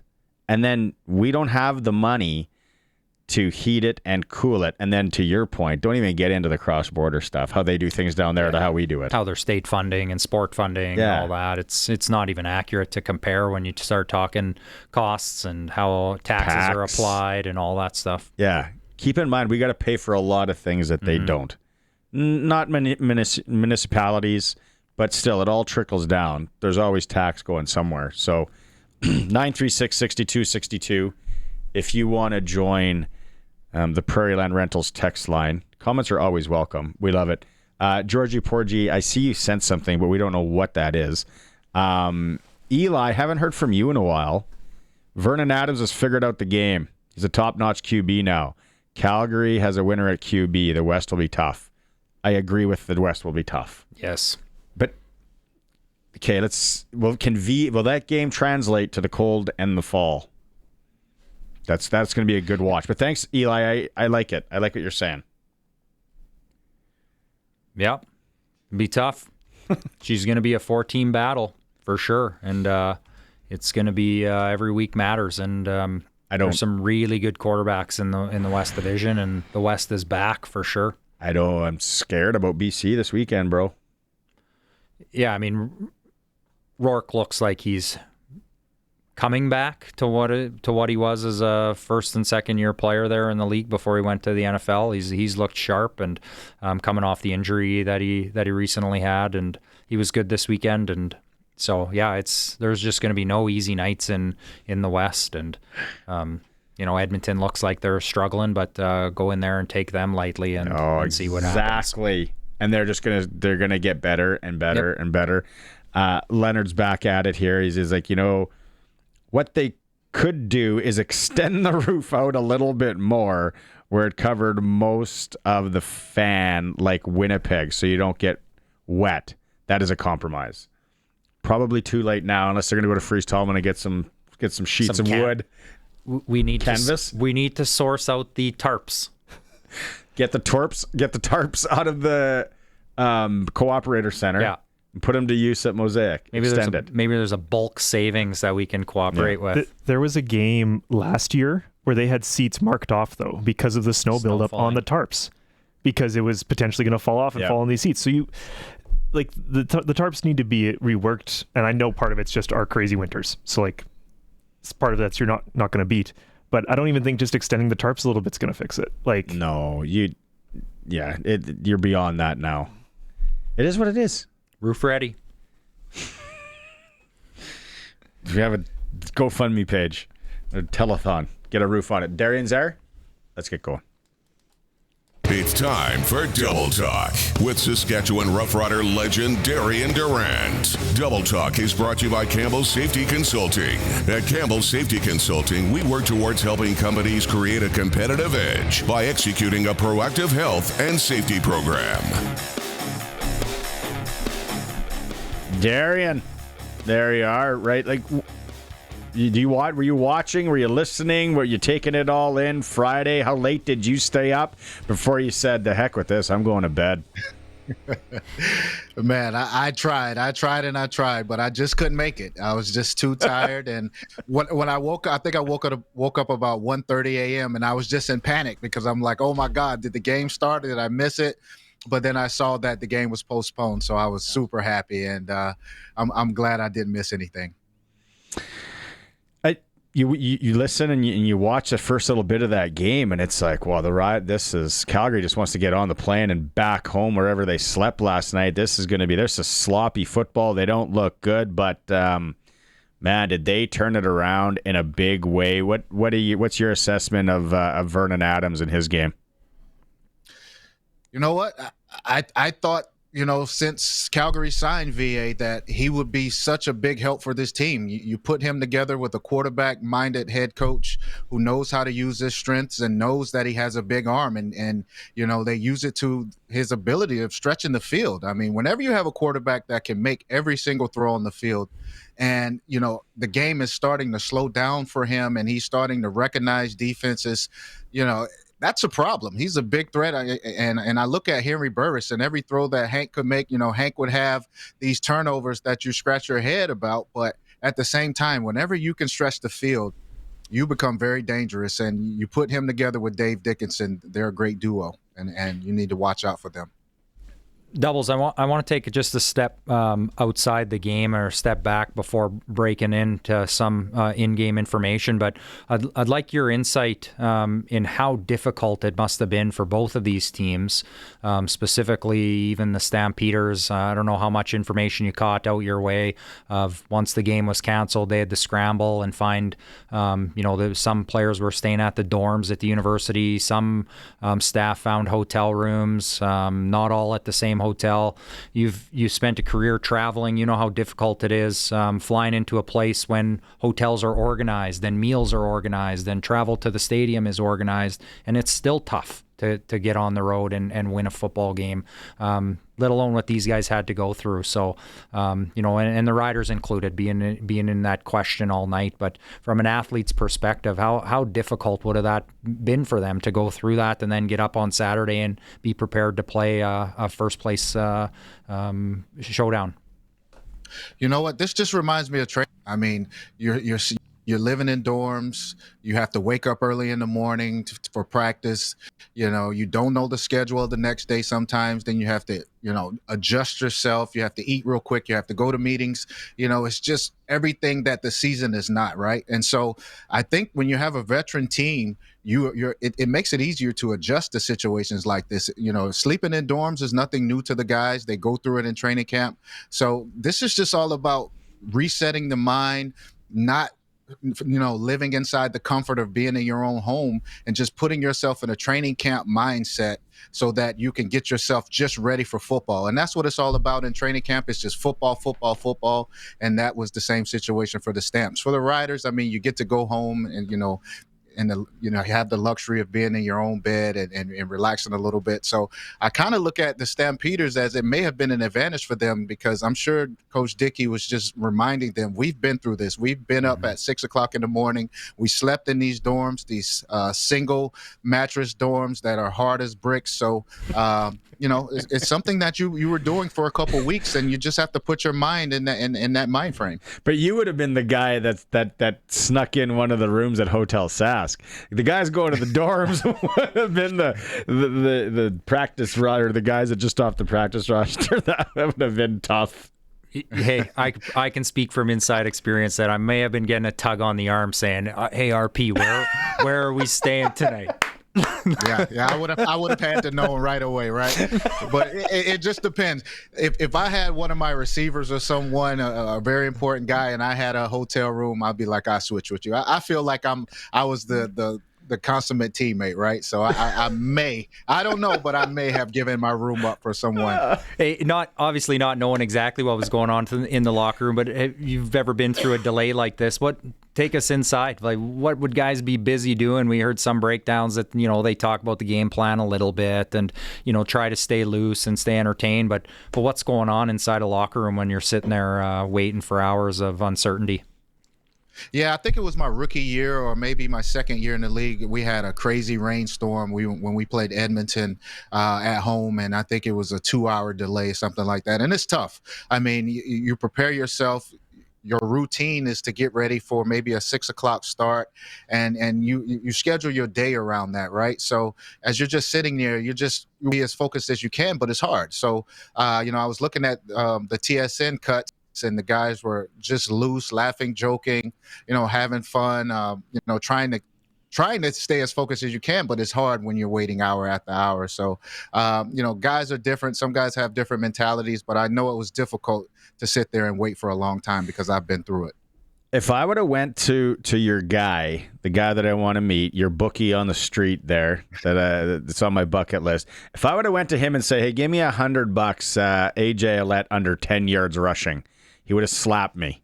He would have said, "You're crazy." Exactly. Like, isn't it? Yeah. It's almost like you look at that stat sheet, Darian, and you're like, "This is a misprint." Yeah, for sure. I mean, no one could have envisioned AJ Ouellette being held to under 10 yards. And you just have to give credit to that Calgary Stampeder defensive line. They were just wrecking shop the entire game, just getting pressure on Trevor from, the interior of the line, which is a surprise for me. I thought that was a very strong part of the Rider offensive line, in the interior. But Calgary showed that if you could get some push up front, you can make it difficult. And you can also tell that they made their mind up that they were going to stop the run, let Trevor, dink and dunk and take all of the 5 to 7 yard passes all day and just stop the run game and try to put them in second and long situations. Do you feel like their defense gives you a lot of different looks? It felt like they pressured from a lot of different areas, the way they blitzed.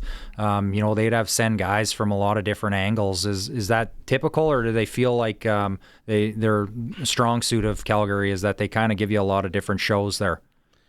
Well, if you look at Barron Miles and his tenure in Ottawa, he did a lot of mixing up coverages with blitzes and things like that. But I think, what he sees with the Rider offense is that it's AJ Ouellette, and if you can stop him and make Trevor beat you consistently, then you give yourself a chance. I mean, Trevor is known for his high completion percentage, but there are a lot of underneath passes that he's completing. So if you can stop the run on first down, Trevor doesn't throw the ball a lot past 10 to 12 yards. So that looks like the game plan that they had coming in is just to put Saskatchewan in a second and long situation and give up a 5 to 7 yard pass on second down and make them punt. And, that was a great game plan by Barron Miles.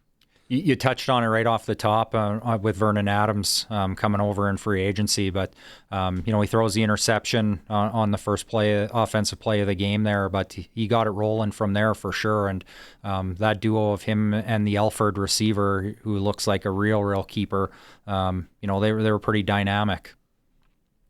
Yeah, that's just the maturity of VA. I think early on in his career, if he would have thrown that interception first play of the game, it would have been a downward spiral from there. Yeah. But you can just see his growth, his maturity. And like I said, just having a former Hall of Fame type quarterback in your ear and calming you down. And Dave Dickinson knows everything about what VA is going through and what he's seeing out there.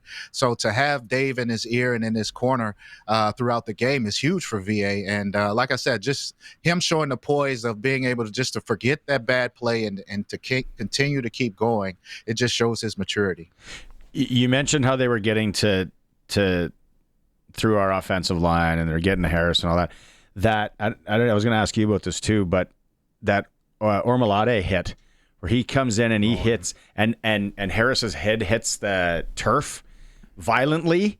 I was like, oh no, here we go again. But he gets up, he completes a deep ball the right next after play. That was scary one, Darian. Yeah, for sure. Whenever you see a guy's head bounce off the turf like that, you're holding your breath because 9 times out of 10 that is a concussion. But the new technologies of these helmets are amazing, and you can see that. Luckily for him, if it wasn't for that helmet and the type of air that our good friend Gordy Gilroy put in that helmet, it could have been ugly. So kudos to Trevor for taking that hit and being able to get up and bounce back and making a play right after. When you're watching that game and the first half wasn't good, and we talked about we weren't getting any rushing yards. What would you have changed? What did you see there from your brain as a quarterback? They started attacking, obviously, the outside, Robustelli, making some big plays. Did you see anything else that maybe you would have attacked? You know what? It's just hard to, whenever you have a run game and you've been successful in the run game like Saskatchewan has in the previous 3-4 games, you want to get that going, right? So it's hard to just give up on it so early in the game. So, I think they had a game plan offensively. You just have to give credit to the Calgary defense. They came fired up. They came ready to play. And, sometimes the other team, they get paid too, right? You have to give them credit for stopping what you're trying to do. But I don't think that the Riders should have given up on the run game. They have a hell of a run game. And, A.J. Ouellette has been great so far this season. So giving up on the run game early just isn't the thing to do. And like I said, you just have to give Calgary credit, man. They came to play and they did what they had to do. Yeah, I mean, we talked about it last week about how AJ really, energizes that offense. And when he gets rolling, I talked to you about when he's rolling and you have that running support there, how much of the field opens up, for other options and that. But it did feel in the second half they're still only down by 14 points, at halftime, if, right around there. So he gets rolling and they've moved downfield and score. It's a football game again. But I agree, it was a little bit interesting from that. But it doesn't stop. They look ahead this week and have to roll into BC now. So on the heels of that, though, kind of what were you? I didn't mind the gambles. Were late third quarter there. What did you think on the first gamble and the second one? I didn't mind them. What about you? No, I understand. I mean, you're on the 3-yard line. I think they were, and you look. At that point in time, hindsight is always 20/20, right? And I mean, if they would have gotten a touchdown, you wouldn't have heard anything about it. So, I don't mind the gamble. Of course, when you look back, if they would have taken the 2 field goals, it would have been a 1-touchdown game. But at that point in time, when you get that far down the field and you're that close to scoring, a touchdown would have been huge for the momentum. You've been stopping Calgary, at the time. So I don't mind the gambles at all. Was there a play? Like, would you have had a play back when you were playing, or maybe a couple of plays that you would have used there, or do you just stay with the same playbook and just go to one of your, whatever your feelings open on that day? You know what? I think you're somewhat limited because Trevor isn't known as a running quarterback or extending plays and getting outside the pocket. I think you saw, with Calgary and VA, some of the huge plays they had down the field was when he was a running threat. So you're kind of limited in what you can do.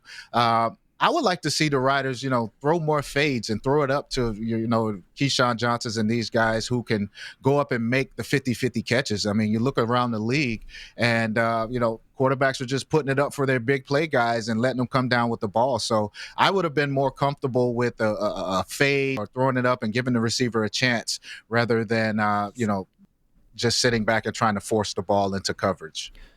Did you catch the other games this weekend with specifically BC Edmonton matchup last night?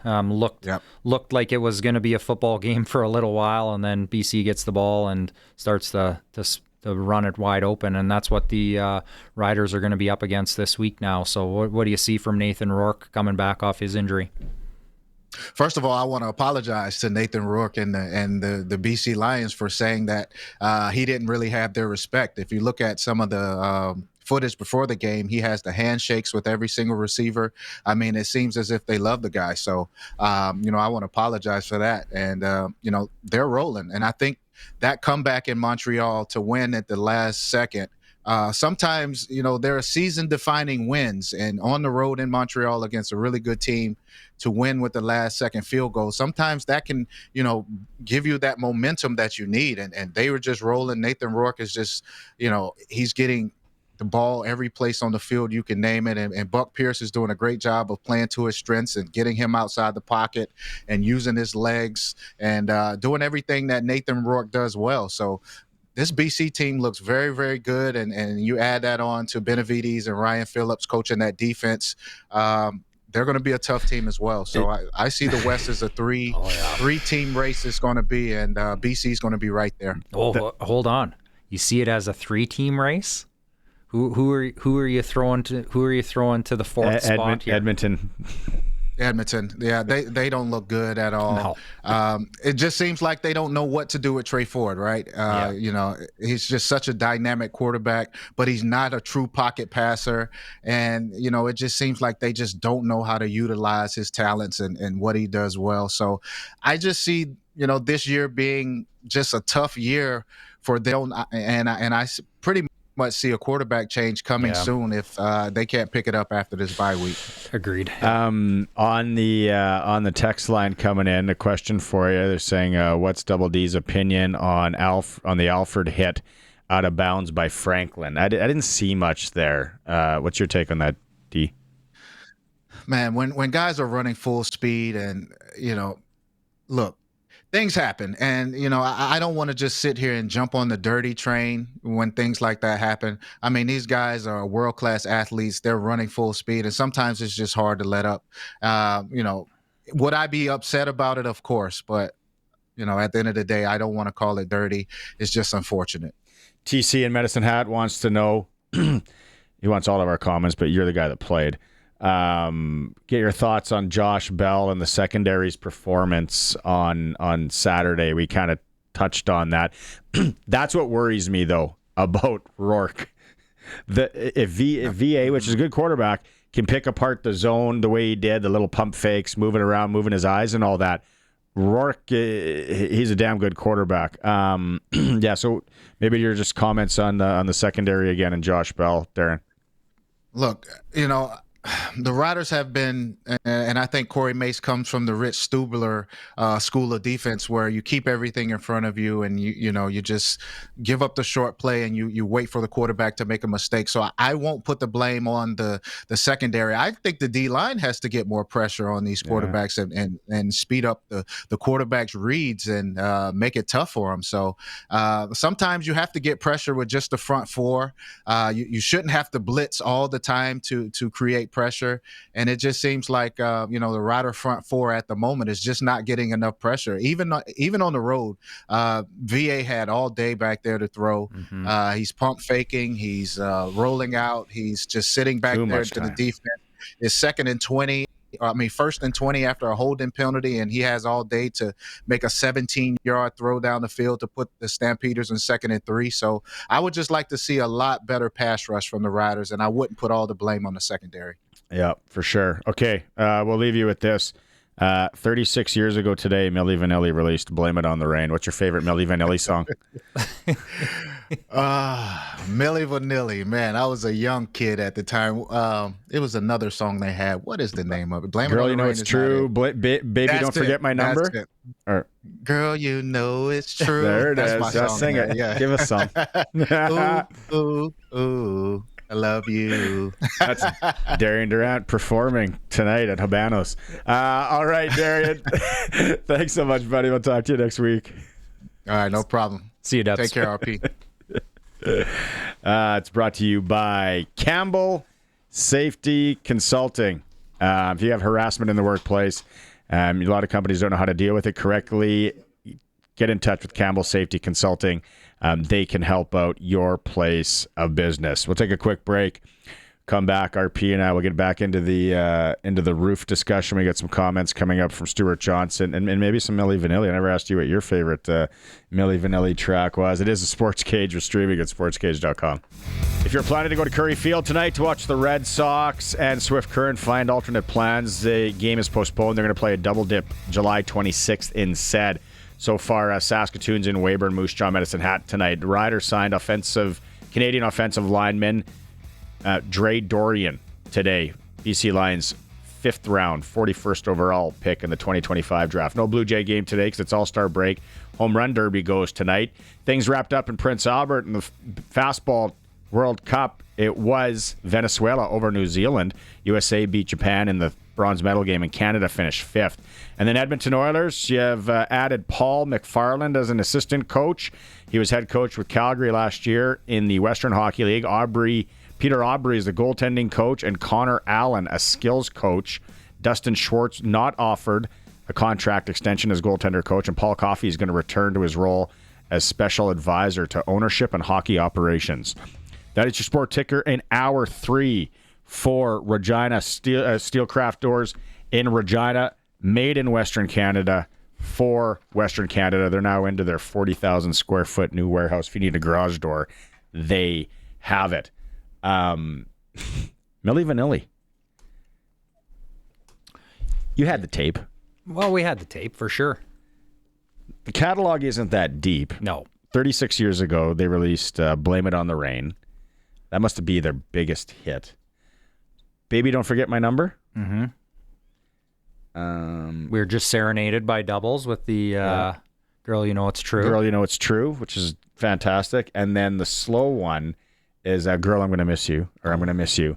You see the Menendez brothers documentary? Yes. Where they play that at the funeral? Yes. And that was like, that's a legit story. Right. That's weird. Yeah. Super weird. I'm sticking with Blame It on the Rain. They arrived with a banger. That's the one I'm flying with. Yeah, they were good. And they would make it now because everybody's doing that. They would be okay. Didn't you have to actually sing songs though to make it? But take with the auto tune and the backtracks and all that nowadays, Milli Vanilli would be okay. It's like Def Leppard last night. I know he can't sing that well anymore, but the way the technology works now, yeah. Lie to me. Keep it's okay. It going. I am good. Back to the Prairie Land Rentals text line at 936-6262. The roof. Why we don't have a roof. And Benny hasn't replied back after the Fargo Dome play. When they were constructing, or you were working with the Riders and all that, was it roof ready? Is that what they called it? That was the term that was used, that roof ready. I maybe everything's roof ready, technically, right? And I'm not being crass or coy about it or whatever, but it just, the feasibility of adding a roof to it at the time of the build didn't make sense. And I don't know if this is going to be breaking news across the province. I can't imagine adding one now would be much better. So the ship has sailed some 7 years after the stadium is opened. It's interesting that this comes up. Up again. How's that heating and cooling bill? Yeah, like not even Tommy Lasorda. That's gonna work. We have clips because you went Friday with the family. Yep. Hung out till what time? Just after 9. Pulled the shoot. That was aggressive. I'll say that I could read the tea leaves a little bit, what was coming, and yeah. That's a ballsy move because I thought for sure they were getting it in that night somehow, some way. But you decided, Jet, we're out. The one thing that you talked about in hour 2 when you first came on here was you just thought the communication could have been better. Yeah, and again, I'm glad it's 48 hours, whatever or more later. I'm not piling on anyone, and especially live and the things that they have to deal with in live time, and I get to sit up there with my beverage of choice and ask questions why this is happening or why this isn't happening. But just from my perspective, again, an opinion, I thought that maybe it would have been a good call that right after that they established that the game was going to have a smoke issue. Why not set a time like 8 p.m. and say that this is what we're going to do? And if I recall correctly, I know my family was literally about to walk out the door to go there, and we weren't going early after getting home from work and dealing with some things. We weren't going to be there super early. And that's when we found out that the game was actually delayed by 45 minutes, and then it just got pushed another 15, and then it got pushed a little bit more. Yeah. So we're standing in the stadium kind of watching this needle move. Again, hindsight's easy and when you're not involved, but I would have just liked to see it's going to be 8, it's going to be 9, it's going to be nothing. And I know that's difficult to do. And, especially I believe that they wanted to play. I wholeheartedly believe that they wanted to play, but I think there becomes a time where you just kind of accept what it is, especially when 2:00 became a realistic option. Maybe they could have moved there a little bit quicker. And that's where I get conflicted on the player safety side, right? Because they can't play because of player safety, because of the smoke. Well, how long do they hold them there until 2 p.m. becomes a player safety issue? The next day when you start talking about accommodations and food, and they've been geared up and taped up and stretched, and at what point does that become an issue? So again, they went out and played football, and generally speaking, everything went okay. And I don't envy, Craig Reynolds and, the Calgary staff that had to be consulted, and, CFL, that's an unenviable situation and one that you don't prepare for. But in hindsight, I think they did overall a pretty good job of handling things. I would like to ask Craig or the financial guy for the Riders what that cost the organization. Yeah, it's hard to determine, right? They do get some of that concession, but it's a split cost on the concession. I don't think they get as much as people think they do. The next day was essentially a full game day. I don't know I never actually heard of what any scans or in stadium was. It was not a massive crowd, and with some concessions down. And did it drive more Rider store sales because people were sitting around? I don't know. It's hard to judge, but there'd definitely be an economic impact for sure. Like Colson said, right? You got the union dealing with Real, which we can fire up the crew again here tomorrow, but this is the price tag passed on to you, which is okay. Well, we need to have this. Volunteers one thing, and then it's all the people that you pay, the in stadium people, the police officers. They're gonna block off streets again. You got to get buses running again. Yeah, 100%. I think that's the great avenue to look at it. Is there's this revenue line that was created with a double dip, having people in there Friday, having people in there Saturday. But my guess is that the expenses would exceed that. Even walking into the stadium, we looked at all that stuff, and then my son asked as we're walking, he's like, so all these police officers had to come back and help block off the stadium, and they bring in those big front end loaders and all that so all that has to get turned around in a quick hurry. The buses that drive people from the different mall locations and things like that wouldn't have been booked the next day. Bus drivers. The level of detail just continues to move on and on. Commissioner of the League, Stuart Johnson, talking about how they could have done things better. They'll definitely learn from this. I think there's some things that we as a league can improve upon. We felt, tried to communicate. I think our volume of communication was at a level that made sense. I think a learning experience for me and for us as a team is to be even significantly more specific in the words we use in communicating. I think we should have described exactly what we were reviewing. And the air quality index is this. The winds are at X kilometers an hour. We are looking at Moose Jaw. Moose Jaw is down to a 3, and we think that condition's coming to us, which is why we're going to delay for an hour, because we think the Moose Jaw experience does look like it's going to happen here, and that's what we're counting on. And then it didn't happen. I think it's on us to have been far more specific in the information we were giving, because I think transparency is incredibly important. And I think we were trying to communicate, but I think we didn't go far enough in our detail. Live and learn. There's lessons to be learned everywhere. Don't mind that he comes out and says that. I think, with this day and age with social media too, to get things out to the masses, it's pretty easy. But I don't mind your point. Like you said, maybe they could have just started with, because you heard they had a call at 3. Yeah, they have an afternoon check-in for sure with with the conditions, and not like the conditions just snuck up on anyone. So I had heard contingency plans were being made in the middle of the afternoon, which makes total sense.